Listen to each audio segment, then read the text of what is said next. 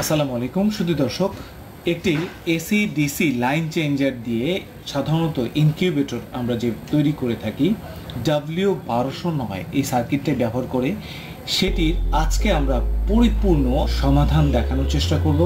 দর্শক, আমাদের চ্যানেলটিতে যারা নতুন অবশ্যই চ্যানেলটি সাবস্ক্রাইব করবেন এবং ভালো লাগলে লাইক এবং শেয়ার করতে ভুলবেন না, কারণ এই ধরনের চমৎকার ইনফরমেটিভ ভিডিওগুলো আপনাদের জন্য আমরা অনেক কষ্ট করে তৈরি করে থাকি এবং আপনাদের একটি ছোট্ট লাইক এবং শেয়ারের মাধ্যমে কিন্তু আমরা অনেক বেশি অনুপ্রাণিত হই এই ধরনের চমৎকার ভিডিও আপনাদের জন্য তৈরি করতে।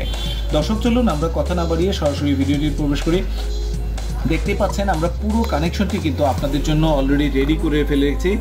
এখানে কিন্তু আমাদের লাইন চেঞ্জারটি রয়েছে, এখানে কোন তারটি আমরা কোথা থেকে এবং কেন দিয়েছি সেই বিষয়টি আপনাদেরকে তুলে ধরছি। দর্শক, আমরা এখানে একটি ছোট্ট ডিসি লাইট ব্যবহার করেছি। এই ডিসি লাইটটি আমরা একটু পুরো ডিসি লাইটের ফ্রেমিংয়ের জন্য আপনাদেরকে দেখানো, অর্থাৎ এখানে আপনি চাইলে আপনার প্রয়োজন অনুযায়ী আপনার ব্যাটারি সাপোর্টের উপর নির্ভর করে আপনি কয়টি ডিসি লাইট ব্যবহার করবেন সেটি আপনি নির্ধারণ করবেন। ডিসি লাইটের নিচে যে তার দুটি রয়েছে তার মধ্যে দুটি তারকে আমরা আমাদের এই লাইন চেঞ্জারের একেবারে সর্ববামে থাকা যে পয়েন্টটি রয়েছে সেখানে আমরা কানেক্ট করেছি। এখানে পজিটিভ এবং নেগেটিভ দুটি জিনিস কিন্তু এখানে নিচে মার্কিং করে দেওয়া আছে, যার কারণে আপনারা বাম পাশে নেগেটিভ এবং ডান পাশের দিকে আপনি পজিটিভ দিবেন। ডিসির ক্ষেত্রে কিন্তু নেগেটিভ পজিটিভ একটি খুব গুরুত্বপূর্ণ একটি বিষয় সব সময় খেয়াল রাখতে হবে। ঠিক তার পাশেই আপনারা দেখতে পাচ্ছেন এখানে এই ব্যাটারি কানেকশন পোর্টে আমরা লাল এবং কালো অর্থাৎ পজিটিভ এবং নেগেটিভ তারটি সংযুক্ত করেছি। এই ধরনের ক্লিপগুলো কিন্তু আমরা পজিটিভ এবং নেগেটিভ মার্কিং করে দেই এবং সেই ক্ষেত্রে অবশ্যই আপনি এটিকে যেন লুজ কানেকশন না থাকে সেইভাবে কানেক্ট করবেন এবং পজিটিভ তারটিকে আপনার কানেকশনের বাম পাশে এটি পোর্টটিতে কানেক্ট করবেন এবং নেগেটিভটিকে ডান পাশে পোর্টটিতে কানেক্ট করবেন, তাহলে কিন্তু আপনার আর কোনো দুশ্চিন্তা থাকবে না। এরপরের পোর্ট দুটি আমরা কিন্তু মাঝখানে একটা বড় গ্যাপ তৈরি করে দেওয়া আছে, যার কারণে আপনারা খুব সহজেই বুঝতে পারবেন এর পরের পোর্ট দুটি হচ্ছে এসি পোর্ট। অর্থাৎ প্রথমটিতে আমরা সরাসরি একটি হোল্ডারের সাহায্যে, যে হোল্ডারের মধ্যে আমরা সাধারণত হিটিং বাল্বটি লাগাবো, এখানে সাধারণত আমরা ক্লিয়ার বাল্ব লাগাই, তাই এখানে আমরা হোল্ডার দেখিয়েছি। আপনি চাইলে এখান থেকে সরাসরি কিন্তু একটি হিটার কিন্তু সংযুক্ত করতে পারেন। খেয়াল রাখবেন এখানে প্রথম পোর্টটিতে আমরা পজিটিভ নেগেটিভ যে কোনোটাই সংযোজন করতে পারি। দেখুন এখানে পরবর্তীতে যে পোর্টটি রয়েছে সেই পোর্টটি হচ্ছে AC 220 ভোল্টেজের কানেক্টিং পোর্ট, অর্থাৎ এই পোর্টটিতেই কিন্তু আমরা আমাদের যে মূল 2 পিন প্লাগের সাহায্যে আমরা কানেক্ট করব কারেন্টের সাথে, সেই কানেক্টরটি আমরা সরাসরি কিন্তু এখানে জয়েন করব। এবং খেয়াল রাখতে হবে এই একই পোর্টে আমরা যে অ্যাডাপ্টারটি ব্যবহার করছি, এই লাইটনের আমরা 12 ভোল্টের 5 অ্যাম্পিয়ারের যে লাইটনের অ্যাডাপ্টার আমরা ব্যবহার করেছি, এটি কিন্তু 12 ভোল্টের 5 অ্যাম্পিয়ারের অ্যাডাপ্টার। এই অ্যাডাপ্টারটি ব্যবহার করা বিশেষ প্রয়োজন, কেননা যদি 1 অ্যাম্পিয়ারের অ্যাডাপ্টার ব্যবহার করেন সাধারণত সেটি লোড নিতে অনেক সময় পারে না। সেই ক্ষেত্রে আপনার বাল্ব এবং ফ্যান একাধিক হলে তখন সাথে সাথে কিন্তু সেই বিষয়টি কানেকশন ছেড়ে দিতে পারে এবং এই এসিডিসি লাইন চেঞ্জারটি কিন্তু আপনাকে ভালো রেজাল্ট নাও দিতে পারে। এক্ষেত্রে আমরা এই পোর্টটিতে সংযোগ দিব সরাসরি কারেন্টের যে সরাসরি মেইন লাইন থেকে আসা দুটি তার এবং অ্যাডাপ্টরের ইনপুটের তার, অর্থাৎ অ্যাডাপ্টরের যে তার দুটিতে একইভাবে কারেন্টের সংযোগটি দেওয়া দরকার ছিল সেটি কিন্তু আমরা এখানে কানেকশন দিব এবং অ্যাডাপ্টর থেকে যে 12 ভোল্টের লাইনটি বেরিয়েছে সেই লাইনটি কিন্তু আমরা পাশে থাকা অর্থাৎ যেখান থেকে এল সার্কিট তো শুরু হয়েছে তার প্রথম লাইনটিতে আমরা দিব। এখানে কিন্তু লেখা আছে CH4 অর্থাৎ চ্যানেল 4। এই চ্যানেল 4-এ আমরা এখানে কিন্তু নিচে পজিটিভ এবং নেগেটিভ মার্কিং করা রয়েছে। আর একটু কাছ থেকে আমরা একটু দেখানোর চেষ্টা করছি, এখান থেকে কিন্তু AD লেখা আছে, AD প্লাস, অর্থাৎ প্রথম পোর্টটি হচ্ছে অ্যাডাপ্টরের প্লাস এবং তার পাশে থাকা পরবর্তী জায়গায় কিন্তু একটি মাইনাস চিহ্ন সুন্দরভাবে দেয়া আছে।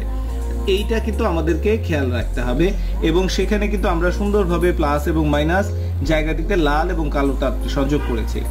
পাশাপাশি তার পাশেই থাকা যে পোর্টটি রয়েছে চ্যানেল 5, এই চ্যানেল 5টিতে আমরা সংযোগ দিয়েছি। প্রথমে হচ্ছে নেগেটিভ তার, এটি মূলত হচ্ছে ফ্যান এবং আউটলেট ফ্যান যতগুলো থাকবে সব আমরা এখান থেকে কানেকশন দিব। প্রথমটি হচ্ছে নেগেটিভ। এখানে একটু ভালো করে খেয়াল করেন, অ্যাডাপ্টারের নেগেটিভ এবং পাশে থাকা নেগেটিভ দুটো কিন্তু তার পাশাপাশি, এটি বুঝতে পারা যাবে। এবং তার ঠিক অপোজিটে অর্থাৎ শেষ প্রান্তে আমরা কিন্তু এটি জয়েন করেছি হচ্ছে ফ্যানের থাকা পজিটিভ তারটিকে। এটি জয়েন করলেই আমাদের জন্য যথেষ্ট। এবার চলে আসি আমরা কানেক্টরটির সাথে আমরা কিভাবে আমাদের কন্ট্রোলার অর্থাৎ W1209 যে কন্ট্রোলারটি রয়েছে সেই কন্ট্রোলারটিকে কিভাবে কানেক্ট করব সেই পুরো বিষয়টি। দেখুন, W1209 কন্ট্রোলারটির পেছনের দিকে প্রিন্ট করা রয়েছে এখানে K0 এবং তার পাশেই দেখুন K1। এই K0 এবং K1 পোর্টে আমরা সংযোগ কি দিব এবং +12 ভোল্ট এবং GND এইটাতে কিভাবে সংযোগ দিব ওই পুরো জিনিসটি কিন্তু আমাদের এই AC/DC লাইন চেঞ্জারের ঠিক নিচের অংশটিতে আপনাদেরকে একটু দেখানোর সুবিধার জন্য আমরা বলে দিচ্ছি। আপনি একটু ভালো করে যদি দেখেন, এখানে কিন্তু সুন্দরভাবে +12 ভোল্ট এবং মাইনাস অর্থাৎ 12 ভোল্টের মাইনাস যে তার সেটি কিন্তু এখানে জয়েন করব আমরা কানেক্টরটি থেকে এনে। আর একই সাথে K0 এবং K1 টার্মিনালটি কিন্তু আপনাদের উদ্দেশ্যে এখানে দেখানো আছে। K0 থেকে আসা তারটি কিন্তু আমরা এখানে লাস্ট টার্মিনাল অর্থাৎ চ্যানেল 7 এ আমরা সংযুক্ত করেছি এবং K1 থেকে আসা কালো তারটিকে আমরা সংযুক্ত করেছি চ্যানেল 7 এর একেবারে ডান প্রান্তে। এখানে নিচে কিন্তু সেটি প্রিন্ট করে দেওয়া আছে। আর তার পাশাপাশি 12 ভোল্ট প্লাস এবং মাইনাস আমাদের কন্ট্রোলারে যেটা রয়েছে এটি মূলত হচ্ছে এই কন্ট্রোলারটিকে এখান থেকে সাপ্লাই দিবে অর্থাৎ চ্যানেল 6 থেকে কিন্তু দেখুন চ্যানেল 6 থেকে কিন্তু এটিকে সাপ্লাই দিবে হচ্ছে এই কন্ট্রোলারটিকে। দর্শক, যখন কারেন্ট থাকবে তখন অ্যাডাপ্টারের মাধ্যমে এখানে এই বোর্ডটি সংযোগ পাবে এবং 12 ভোল্ট এখানে ট্রান্সফার করবে। আর যখন কারেন্ট না থাকবে তখন ব্যাটারির সাথে সংযোগ কিন্তু এই বোর্ডের মাধ্যমে কিন্তু এইখান থেকে সাপ্লাই হয়ে W1209-কে সাপ্লাই দিবে। এক্ষেত্রে খুব সহজেই এসি অথবা ডিসি বোথ কেজেই কিন্তু আপনার এই কন্ট্রোলারটি অ্যাক্টিভ থাকবে। দর্শক, এখানে কিন্তু তারের আর অন্য কোনো কাজ নেই। আশা করি আমাদের তারের পুরো বিষয়টি আপনারা বুঝতে পেরেছেন। এবার চলুন আমরা একটু সরাসরি কানেকশনের দিকে যাই। আমাদের এখানে যে সেন্সরটি রয়েছে এই সেন্সরটি আমাদের W1209 সেন্সর পোর্টে আমরা অবশ্যই লাগিয়ে রাখবো এবং ডিসি ক্লিপ দুটি রয়েছে এই ডিসি ক্লিপ দুটিকে আমরা সংযোজন করব আমাদের ব্যাটারি টার্মিনাল। দর্শক, আমরা সুবিধার্থে ব্যাটারি থেকে দুটি পোর্ট আলাদা করে নিয়েছি। দেখুন এখানে পজিটিভ পি লেখা আছে, সেখানে কিন্তু আমরা সরাসরি আমাদের এই পজিটিভ তারটি সংযোগ করব এবং এখানে কালো তার নেগেটিভ কিন্তু এখানে লেখা আছে, আমরা কালো তারটিকে নেগেটিভে সংযোগ করব। দেখুন, সংযোগ করার সাথে সাথে আমাদের ডিসি বাল্বটি কিন্তু জ্বলে উঠেছে এবং এখানে যদি আমরা পয়েন্টিং কন্ডিশনে দেখি তাহলে দুটি এলইডি কিন্তু অ্যাক্টিভ অবস্থায় আছে। আর একটু কাছ থেকে আমরা দেখার চেষ্টা করছি, এখানে কিন্তু দুটি এলইডি অ্যাক্টিভ অবস্থায় আছে, আবার অপর এলইডি কিন্তু জ্বলছে না। এই লাস্ট এলইডি কিন্তু জ্বলছে না।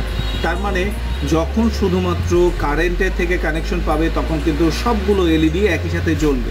এই মুহূর্তে আমার দুটি এলইডি অ্যাক্টিভ আছে, তার মানে হচ্ছে আমি বুঝতে পারছি এটি শুধুমাত্র ব্যাটারি থেকে চলছে। আমাদের যে কারেন্টের কানেকশনটি সেই কানেকশনটির জন্য আমরা এখন এই মুহূর্তে বাল্ব লাগিয়ে দেইনি। দর্শক, আপনাদের সুবিধার জন্য আমরা এই পুরো বিষয়টি দেখাচ্ছি। এখানে আমাদের ফ্যানটি কিন্তু অলরেডি চলছে, আপনারা খুব খেয়াল করেন এখানে কিন্তু ফ্যানটি চলছে। আমরা এখন এই 2 পিন প্লাগটি কারেন্টের প্লাগে আমরা যখনই সংযুক্ত করব দেখুন সাথে সাথে কিন্তু আমাদের মূল কানেকশনটি কারেন্টে চলে আসছে এবং আমাদের লাইন কিন্তু ডিসি বাল্বটি বন্ধ হয়ে গিয়েছে। এই ডিসি বাল্বটি বন্ধ হয়ে গিয়েছে এবং এসি বাল্বে কানেকশন আছে। আমরা একটু দেখার চেষ্টা করব এখানে এসি বাল্বে দেখুন আমার এই পোর্টটিতে এসি বাল্বে কিন্তু এই মুহূর্তে কানেকশন চলে আসছে, অর্থাৎ বাল্বটি কিন্তু আমার চলছে।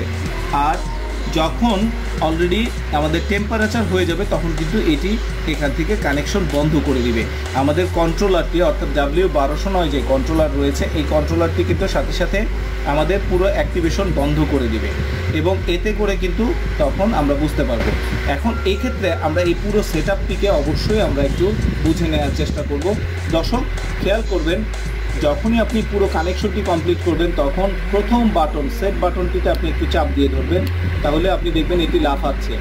তখন আপনি কিন্তু সহজেই আপনার যে তাপমাত্রাটি নির্ধারণ করা দরকার সেই তাপমাত্রাটিকে আপনি প্লাস এবং মাইনাস এর সাহায্যে আপনি ঠিক করে দিবেন। পরিবর্তন করে আপনি আবার সেট বাটনে চাপ দিলে কিন্তু এটির তাপ নির্ধারণ হয়ে যাবে। এরপরে যে কাজটি করতে হবে সেটি হচ্ছে এই সেট বাটনে একটু চাপ দিয়ে ধরতে হবে 2 থেকে 3 সেকেন্ড। যখন P0 আসবে তখন আরেকবার এটিতে চাপ দিতে হবে। আরেকবার চাপ দিলে এটি H অথবা C থাকবে। যদি C থাকে তাহলে H করে দিতে হবে, আর যদি H থাকে তাহলে অবশ্যই সেটিকে H-এ রাখতে হবে। কেননা আমরা চাচ্ছি হচ্ছে যখনই তাপমাত্রাটি হাইয়েস্ট ভ্যালুতে পৌঁছবে তখন যেন এটি অ্যাক্টিভ হয় এবং আমাদের বাল্বটিকে বন্ধ করে দেয়। এখন সেট করে ফেললাম H, আমরা আবার সেট বাটনে একটি চাপ দিলে P0-তে চলে আসবে। এরপর মাঝখানে আরেকটা চাপ দিলে এটি চলে আসবে P1-এ। আবার আমরা সেট বাটনে চাপ দিলে এখানে যে ভ্যালুটি থাকবে সেটি আমরা 0.5 করে দিব। এটির জন্য আমরা প্লাস মাইনাস ব্যবহার করে 0.5 করে দিব। 0.5 করে আমরা আবার সেট বাটনে চাপবো। এরপরে আমরা P2-তে চলে আসবো। আমরা P2, P3, P4 এগুলো কোনো পরিবর্তন আমাদের করবার প্রয়োজন নেই। দর্শক, যদি আপনি ইনকিউবেটরের ভিতরে আপনার সেন্সরের মাধ্যমে দেখেন যে তাপমাত্রাটি নর্মালের চাইতে বেশি দেখাচ্ছে, সেই ক্ষেত্রে আপনাকে ক্যালিব্রেশন করতে হবে। তখন P4-এ ঢুকে আপনারা প্লাস অথবা মাইনাস করে দেবেন যতটুকু প্রয়োজন। দর্শক, আজকের ভিডিওটি আমাদের এখানেই শেষ করছি, কেননা যাদের এই পুরো সেটআপটি করতে গিয়ে বিভিন্ন রকমের সমস্যা হয়, আশা করি আজকের ভিডিওটি আপনাদের সকল প্রশ্নের উত্তর এক বাক্যেই সমাধান করে ফেলবে। তো দর্শক, ভালো থাকবেন, সুস্থ থাকবেন। আগামী ভিডিওতে আবার দেখা হচ্ছে। আল্লাহ হাফেজ। আসসালামু আলাইকুম।